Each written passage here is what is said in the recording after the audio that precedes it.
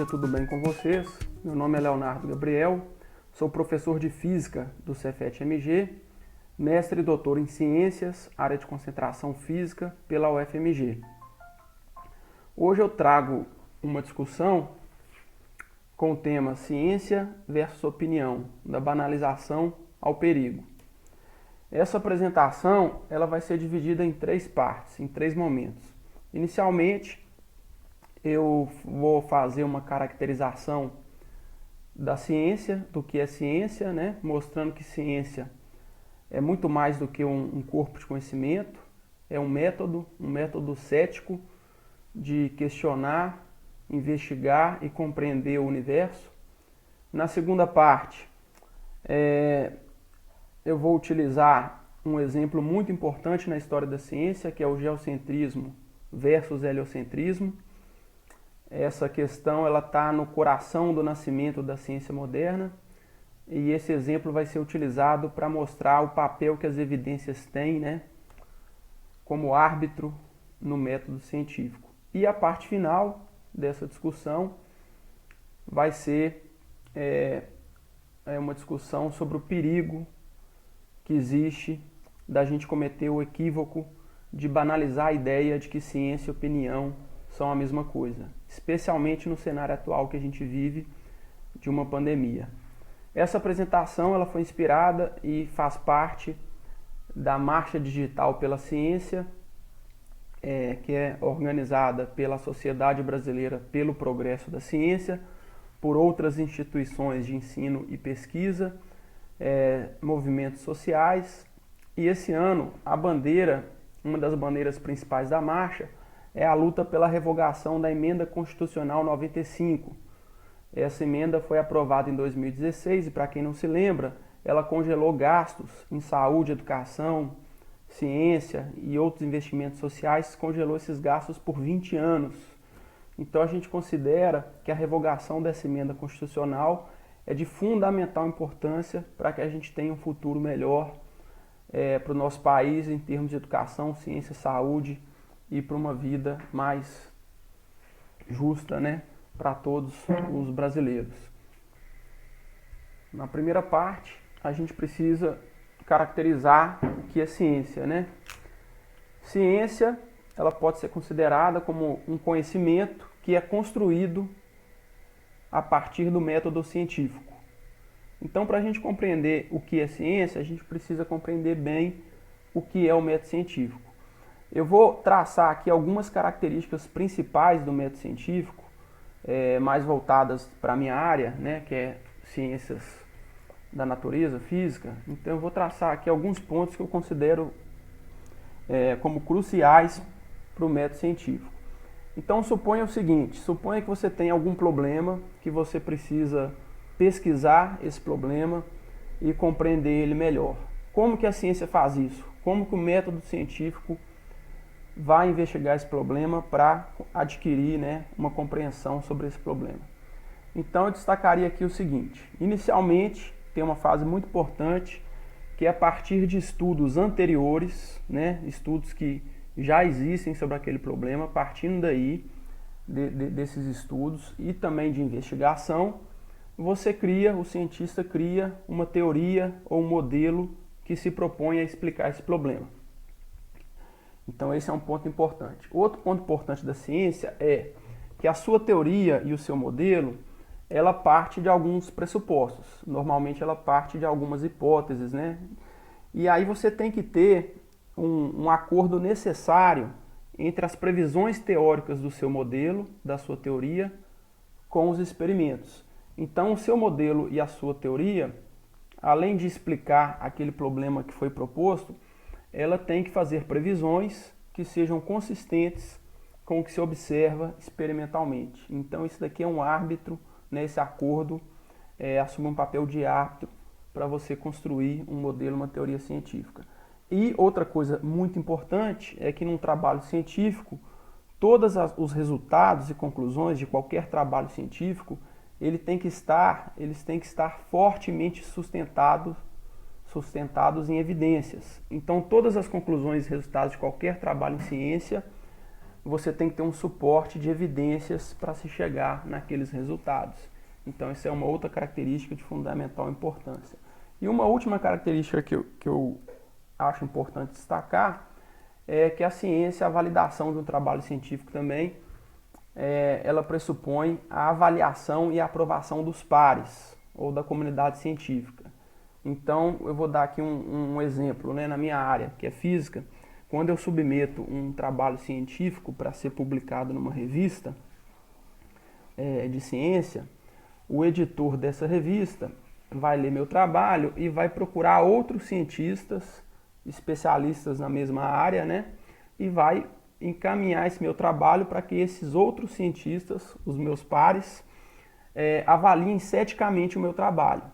E aí, esses cientistas que farão essa avaliação, né, pode acontecer várias coisas. Meu trabalho pode ser reprovado por não ter consistência, né, na sua metodologia científica, ou ele pode ser aprovado, ou esses cientistas, que são os árbitros, eles podem levantar questões, questionamentos sobre o trabalho, e aí esse trabalho volta e através desse diálogo entre o cientista que propõe o trabalho e os cientistas que são os árbitros do trabalho, você pode enriquecer esse trabalho, fazer melhorias nele para que ele chegue na etapa final e seja aceito e publicado.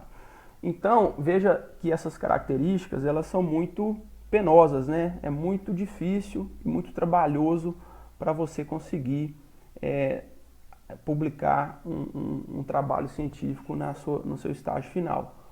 Mas apesar de ser muito trabalhoso e complicado, é justamente essas regras, é justamente esse conjunto de regras que confere à ciência e ao método científico a credibilidade que a ciência tem. Então isso é muito necessário para que a ciência seja o que ela é e tenha a credibilidade que ela tem hoje. Para a gente ilustrar aqui um exemplo do que é ciência e um contra-exemplo do que não é, vamos pegar aqui uma obra muito famosa aí na história, que é a obra do Isaac Newton, Principia, Princípios Matemáticos de Filosofia Natural. Foi publicado em 1687. Essa obra, é nessa obra que Newton elabora as 3 leis de movimento, que são as 3 leis de Newton, que todo mundo estuda na escola. Nessa obra também, que ele elabora a lei da gravitação universal, que a gente também estuda na escola. Então, em síntese, a obra do Newton, ela vai ter 4 leis da natureza, ou 4 postulados, que são as 3 leis de Newton, mais a lei da gravitação universal. Isso aqui é o Principia. E aí a gente pode pegar aqui um exemplo, né, das leis de Newton. Aqui eu tenho um jogador de golfe que vai dar uma tacada. Se você considerar aqui as leis de movimento do Newton, juntamente com as condições iniciais da bolinha, qual a posição e a velocidade iniciais dessa bolinha, por uma solução matemática dessas leis, você chega numa previsão teórica. Você chega que a trajetória que a bolinha vai executar será uma parábola, e você consegue prever uma série de coisas, como a altura máxima da trajetória, o ponto que a bolinha vai bater no chão, quanto tempo ela vai gastar até bater no chão e etc. Essa é a previsão teórica. E quando você vai para o experimento e observa a trajetória real da bolinha, você constata que, de fato, as previsões das leis de Newton, elas serão todas consistentes, né, com os fatos experimentais. Claro que aqui nesse exemplo a gente está ignorando a resistência do ar. Como um contra-exemplo aqui do método científico, a gente pode citar, esse exemplo é sempre muito polêmico, a astrologia. Vocês estão vendo aí na tela algumas constelações. Na linha vermelha você tem as constelações do zodíaco, né, que confere os signos. Então vamos levantar essa questão, né? A astrologia é ou não é ciência? Bom, primeiramente a gente tem que considerar qual é a hipótese fundamental, qual é o postulado fundamental que está por trás da astrologia. A hipótese fundamental da astrologia é a seguinte, que as posições dos astros celestes exercem influência direta sobre a sua vida e a sua personalidade. Bom, isso é uma hipótese. Agora, se essa hipótese ela é consistente com o que acontece, né? Experimentalmente já é outra conversa. E aí eu vou apresentar para vocês aqui um teste que foi feito, muito interessante. Esse teste está descrito na obra do Carl Sagan, O Mundo Assombrado por Demônios. É um livro que vale muito a pena ler, para quem ainda não conhece. E ele descreve nesse livro um teste muito interessante. Um jornal francês colocou um anúncio oferecendo aos leitores a confecção de um horóscopo grátis. Ou seja, o leitor que mandasse para o jornal uma carta descrevendo os dados, os detalhes do seu nascimento, hora, local, né, dia, o jornal se comprometeu a enviar para essa pessoa um horóscopo feito especialmente para ela. E o jornal recebeu 150 respostas de leitores. E aí todos esses leitores receberam o horóscopo, conforme prometido, e junto com esse horóscopo foi enviado um questionário para medir o grau de exatidão desse horóscopo. Nesse questionário foi perguntado para as pessoas se aquele horóscopo que ela acabou de receber, se aquele horóscopo corresponde à personalidade dela, se ela se sente identificada ali naquele horóscopo. E 94% das pessoas disseram que sim, que se reconhecem naquele horóscopo. Foi perguntado também aos parentes dessas pessoas se aquele horóscopo corresponde àquela pessoa. E 90% dos parentes dessas pessoas também disseram que sim, que o horóscopo batia com as características do seu parente ali. Então, um resultado interessante, né? Fica até parecendo aí que a coisa está batendo. Só que tem 3 detalhes, né? No entanto, existem 3 detalhes. Primeiro, o anúncio ele era, na verdade, de um cientista disfarçado de astrólogo. Era um cientista enganando as pessoas ali. E todas as 150 pessoas receberam o mesmo horóscopo. O mesmo. E detalhe, agora vem um detalhe mais cruel, né? O horóscopo que foi enviado para todas essas pessoas foi traçado, foi encomendado, foi feito por um astrólogo profissional, né? Mas ele foi feito com os dados de nascimento de um serial killer francês. Então aí a gente está vendo, né, claramente que a astrologia ela não é consistente com o método científico, portanto, ela não é ciência, né? Agora, se você quer gostar de astrologia, consumir astrologia, é outra questão. O que você não pode é consumir astrologia por acreditar que ela é ciência, porque não é. E se algum astrólogo te vender a astrologia dizendo que é ciência, aí cai na área da pseudociência, né? Que é uma coisa que não é ciência, que tenta se vender como ciência para pegar carona na credibilidade da ciência. Mas, né, isso é tão absurdo porque a própria credibilidade da ciência ela vem às custas do método científico, que não é o caso aqui. Então, essa é a primeira parte. No segundo momento, vamos pegar aqui um exemplo muito importante para a gente ilustrar, né, o papel das evidências do método científico, que é a questão do geocentrismo versus heliocentrismo. Então, ou seja, falando popularmente, né, quem gira em torno de quem? A Terra em torno do Sol ou o Sol em torno da Terra? Bom, esse problema, além dele ser um problema histórico, né, está no coração do nascimento da ciência moderna, ele também é muito atual pelo seguinte, ainda aí na obra do Carl Sagan, do Mundo Assombrado por Demônios, ele relata um teste de alfabetização científica que foi feita nos Estados Unidos, que fez a seguinte pergunta, né, aos norte-americanos, né, quem gira em torno de quem, a Terra ou o Sol? E os resultados mostraram que aproximadamente metade da população norte-americana pensa que a Terra é o centro do universo, que o Sol gira em torno da Terra, né? Então esse resultado ele é interessante, né? Mas talvez esse nem seja o dado mais preocupante, né? Talvez o dado mais preocupante é que muito provavelmente, mesmo quem acerta essa questão, dizendo que é a Terra que gira em torno do Sol, provavelmente acerta por memorização ou argumento de autoridade, ou seja, a pessoa vai falar, Ah, é claro que a Terra gira em torno do Sol. Eu vi isso na escola, ou está nos livros, né? Todo mundo sabe isso. Mas o ponto crucial, que é um ponto que não foi perguntado, que seria a pergunta que realmente tem valor, né?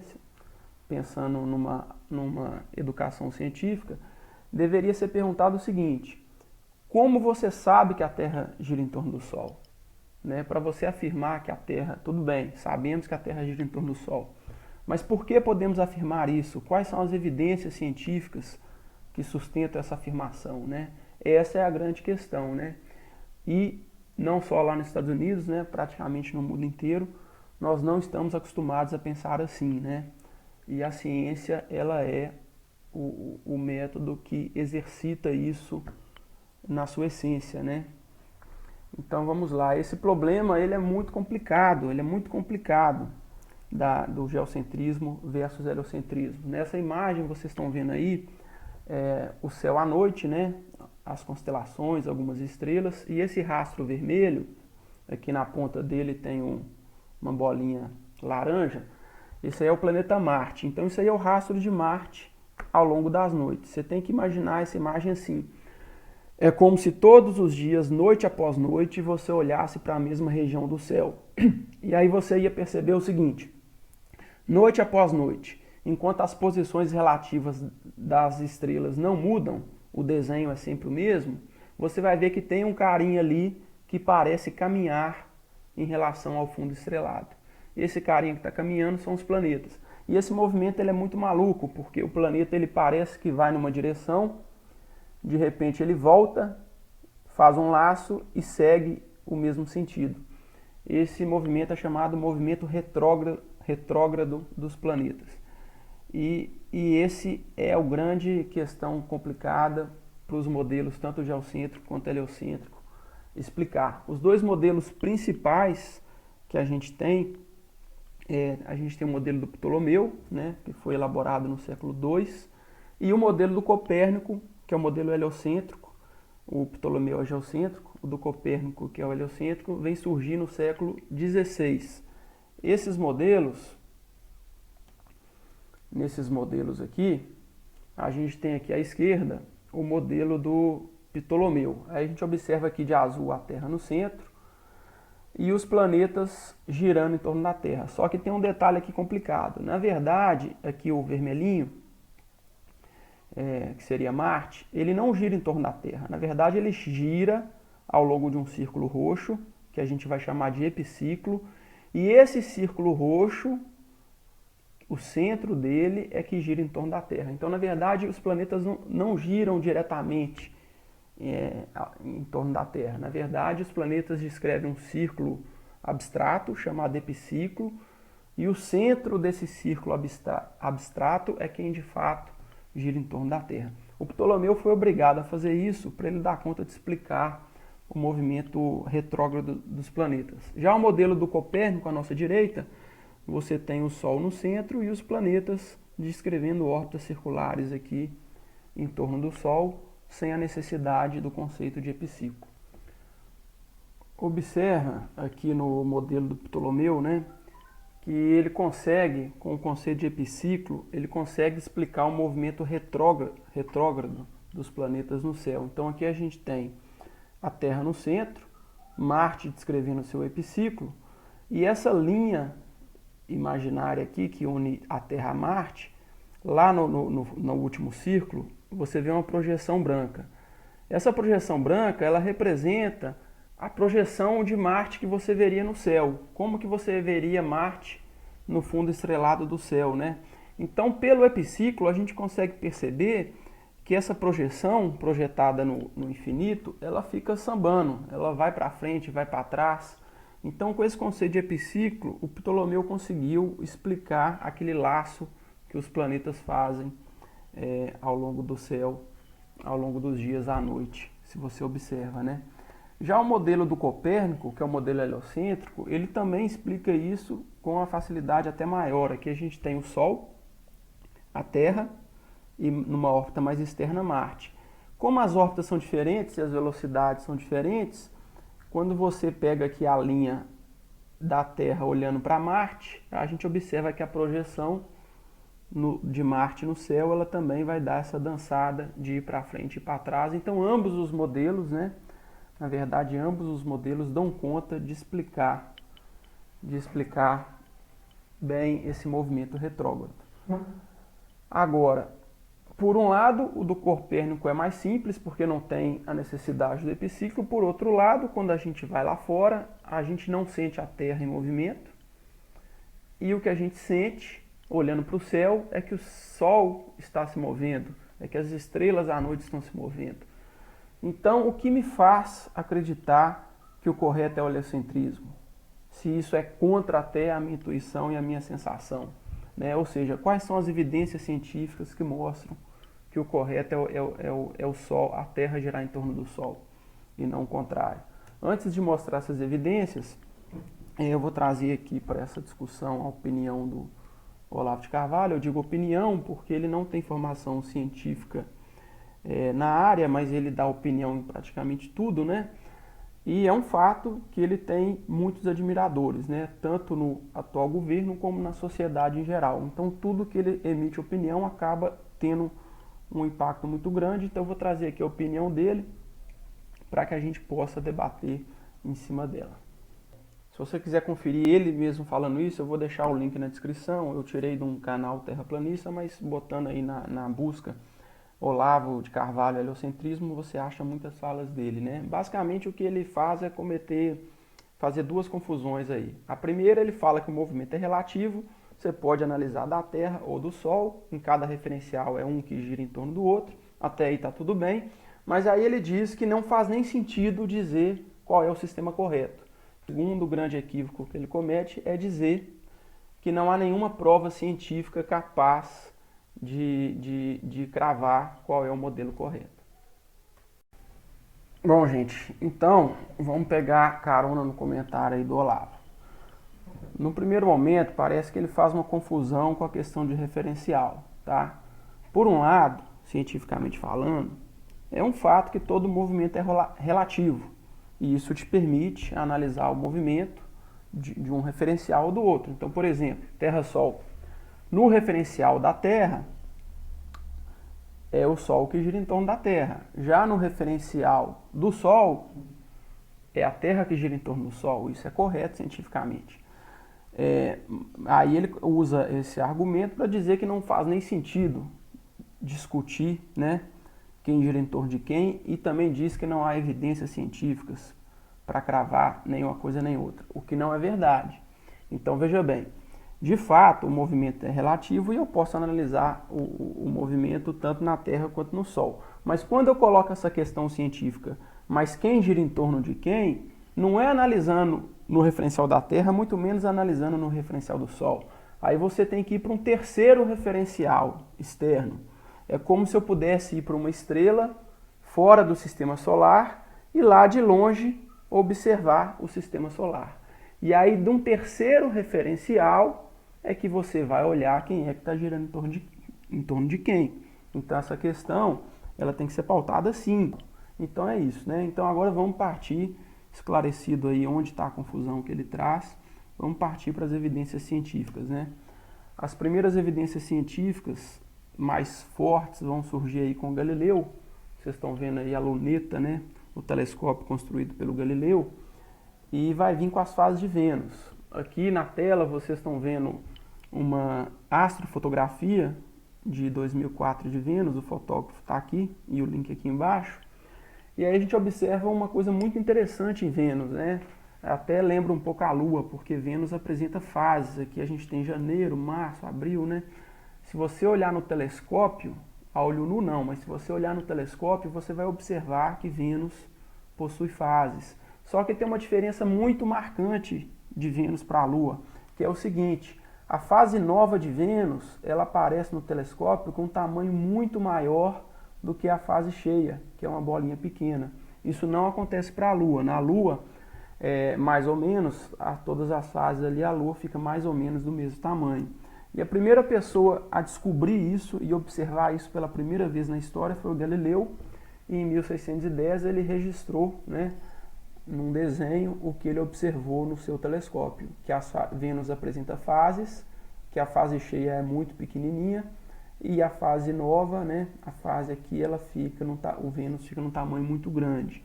E para entender isso, a gente pode utilizar aqui o modelo do e ver que aqui você tem o Sol no centro, a gente tem aqui de azul numa órbita externa a Terra e de amarelo aqui na órbita mais interna Vênus. E essa faixa cinza é para a gente pensar como que você, olhando para Vênus, veria Vênus. Então agora, nesse momento, você estaria olhando para a face escura de Vênus. Então nesse modelo, e aqui do lado direito, a gente tem uma simulação do que você veria no telescópio. Então a gente está vendo aqui nessa simulação, olha, a gente da Terra olhando para Vênus, a gente está quase na fase cheia. Eu vou dar um pause aqui. Observe que na fase cheia, ou seja, a face iluminada de Vênus apontando para a Terra, você tem que Vênus está muito distante da Terra, está do outro lado da órbita. Isso vai fazer a fase cheia aparecer no telescópio num tamanho muito pequenininho. E se a gente deixar a simulação rodar, a gente vai observar que com a fase nova vai acontecer justamente o contrário. A gente vai observar a Vênus da Terra com a fase nova quando Vênus estiver muito, muito, muito próximo da Terra. Então nós já estamos quase lá, olha. Vênus está chegando, se aproximando da Terra, e eu vou dar um pause aqui. Aí nesse momento a gente observa que a face escura de Vênus, não iluminada pelo Sol, ela vai apontar para a Terra quando os dois planetas estão próximos. Isso vai fazer com que no telescópio você vai perceber Vênus com um tamanho muito grande. Então é exatamente o registro que o Galileu fez no seu telescópio. E aí, se a gente muda o modelo e vai para o modelo do Ptolomeu, a gente vai observar que a gente não vai conseguir explicar essa situação. Então aqui a gente tem a Terra no centro, de azul, e Vênus está aqui fazendo o seu epiciclo, nesse círculo roxo, e girando em torno da Terra. E a gente vai observar o seguinte, olha lá, a fase, eu vou dar um pause aqui, olha. Olha o que acontece aqui com essa fase nova, olha. A fase nova ela também vai acontecer, segundo o modelo do Ptolomeu, quando Vênus estiver longe. E aí o telescópio teria que mostrar uma fase nova pequenininha. Mas não é isso que foi observado experimentalmente. Experimentalmente a fase nova é sempre grande e a fase cheia sempre pequena. Então a gente tem nas fases de Vênus, eu diria que a primeira grande, evidência científica a favor do heliocentrismo. Ou seja, se você acredita no registro que o Galileu observou no telescópio como um fato experimental, você é obrigado a descartar o modelo do Ptolomeu. Já o modelo do Copérnico sobrevive a esse teste. Mais evidências vão surgir com uma dupla muito importante para a história da ciência, que é o Tycho Brahe e o Kepler. Aí vocês estão vendo um monumento de homenagem aos dois. O Tycho Brahe, ele é considerado o maior astrônomo da era pré-telescópio. E a importância dele se dá porque ele foi o astrônomo que possuía as medidas mais precisas, de posição dos planetas no céu. Aqui do nosso lado esquerdo a gente tem um astrolábio. Basicamente, medir posição de uma estrela ou de um planeta no céu significa medir ângulo, E o Tycho Brahe, aqui na figura da direita, a gente tem um quadrante, que é um quarto de círculo, e um instrumento gigante, no caso aqui, o raio desse quadrante é aproximadamente 2 metros, e aí ele tem uma precisão aqui de leitura de ângulo da ordem de minutos de arco. Então o Tycho Brahe, ele tinha os melhores instrumentos, e ele era um astrônomo do ponto de vista experimental extraordinário, Ele tinha medidas realmente espetaculares das posições dos planetas. O Kepler trabalhou com ele, e quando o Tycho faleceu, o Kepler acabou herdando essas medidas, e trabalhando com elas.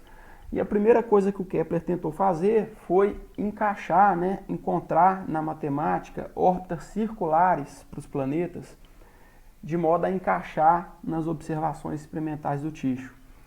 Só que o Kepler ele teve um problema muito interessante com Marte, Ele observou que todas as medidas do Tycho Brahe encaixavam numa órbita circular dentro de uma margem de erro de 2 minutos de arco. Mas 2 medidas do Tycho Brahe não encaixavam nessa órbita teórica. nesse círculo teórico, ficava com uma margem de erro de 8 minutos de arco. E observem que minuto de arco é uma coisa extremamente pequena. Aqui na figura a gente está vendo 60 graus. Se você dividir 60 graus em 60 partes iguais, você tem 1 grau, que já é muito pequeno. E dividindo 1 grau por 60 partes, a gente tem o que seria 1 minuto de arco. Então o Kepler tinha duas medidas que ficavam fora por apenas 8 minutos de arco. Ainda assim, o Kepler acreditou na precisão experimental do Tycho, né?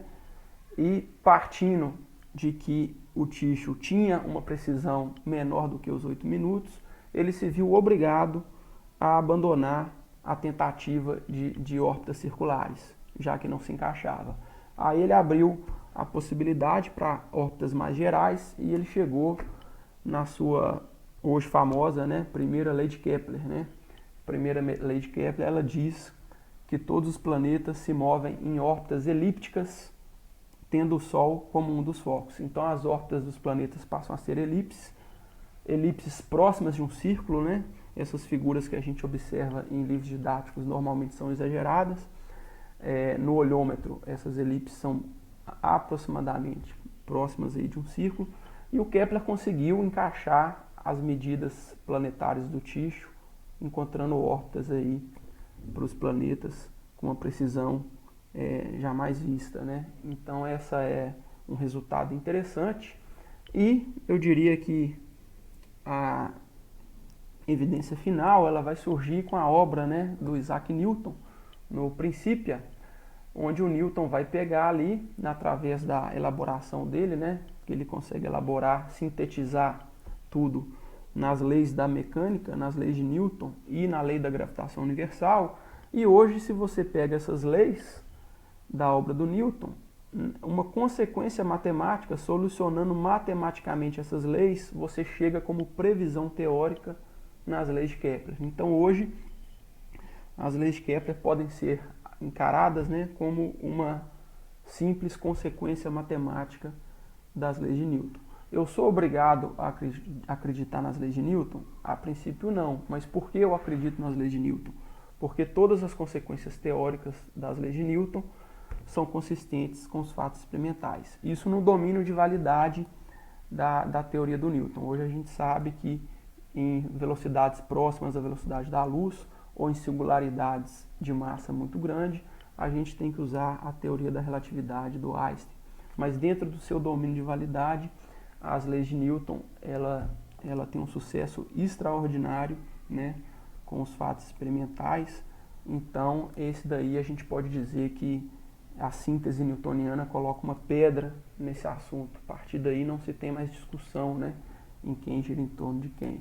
Tamanho foi o feito do Newton, né, que no seu epitáfio ele foi homenageado por um poeta, Alexander Pope, que escreveu a seguinte poesia: a natureza e suas leis escondiam-se na escuridão. Deus disse, faça-se Newton, e tudo se iluminou.